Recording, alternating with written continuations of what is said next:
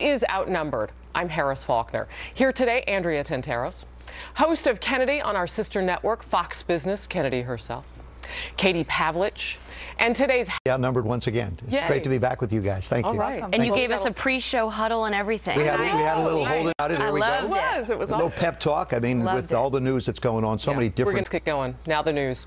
Right now in the Oval Office, President Obama and Afghan President Ashraf Ghani are meeting. Reportedly, they are finalizing details for the withdrawal of American troops out of Afghanistan.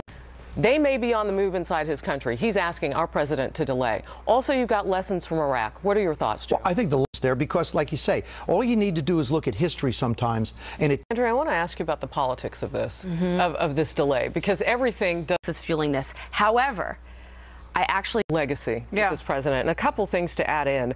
You know, one of the generals there on the ground said it gives us more time to train the Afghan forces, which he would choose the Pakistani side after all we'd done to protect him from the Taliban. And so the president there is being very supportive, and I think that we should stay there for the time being. I think we can prevent ISIS from coming in there, but I also think that the president has to change his rules of engagement before we can actually be successful. But to what end? I mean, to what end? And this is where I agree with Kennedy. I mean, it's 5,000 troops, 10,000 troops. How long are we going to keep them there? And for what? I mean, so we're going to have blood and treasure. Our men and women are going to be killed for what? Right. Yeah. A dump like Afghanistan? What's the end game? With people who hate us, that are not suited for democracy to eventually come around? It's about making sure that years ago you could have said, oh, maybe a conspiracy theory. On our high-risk list, just like the child pornography industry, you need to cut off their bank account.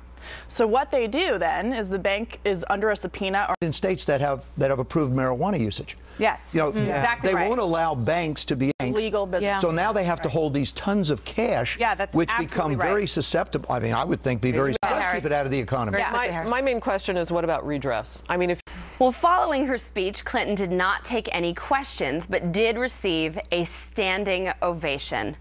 All right, Joe. She's a master. It's just the way it is. I mean, you have to understand it. So those emails are gone. Whatever they deleted, they deleted. Joking about it, right, as Joe points out. So it tells me that she's ready to move on from it, even though we're not. Okay, but I was listening to the reaction. Look what the president has been saying for 6 years about it. Old-tested female speak. So at the press conference, she talked about yoga and weddings at her mom's funeral, and now it's a new hairstyle, so she could relate to women. And a relate will just sit on that person's desk. Good thing. And who are they passing it to? I tell you, Loretta Lynch, if she gets confirmed, is another one. Any follow-up? So is this foreshadowing of what's to come? This is all going to just be one big knee slapper? If she wants to be so transparent, if she's honest about that, and if to run for president of the United States, she's going to have to answer to the American people.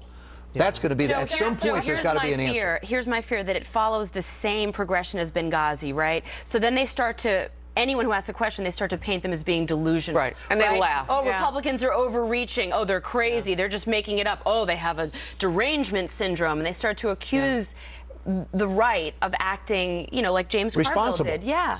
No, James Carville is, I mean, James just takes a stand. I mean, I've been with you and your girls. You're doing a great job. They're already there, Kennedy. They're already sweet. there. They are cute. I tell you, that's how you want everybody to be. It's wonderful. I mean, my goodness.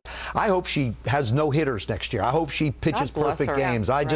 You know, she's a true inspiration, I think, to every young person, that this is the way lesson we ought to be able to. She's an inspiration to me too. I mean, how she handles people who make negative comments on Twitter. We can all learn a lesson, you know, especially me and Kennedy. I know you feel convicted.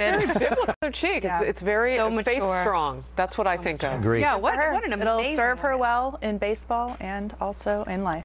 Sorry, Kevin. I know you got a great movie coming out, but I got to tell you, I had to bring it up one more time. She took you to school, big guy.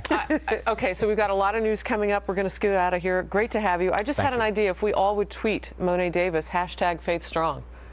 I'm going to do it. Done. Hopefully others will We'll follow your lead, Faulkner. Have a great one. We've loved having you. You're going to be here right on the couch with us for Outnumbered Overtime. You got it. And again, we are on top of that breaking news story out of the south of France, that jetliner, that German jetliner, which has gone down, 150 people dead. And as we head into happening now, we're going to take a quick commercial break, and they will have all the news, including the breaking news that they have found the black boxes for that flight. Stay with Fox News.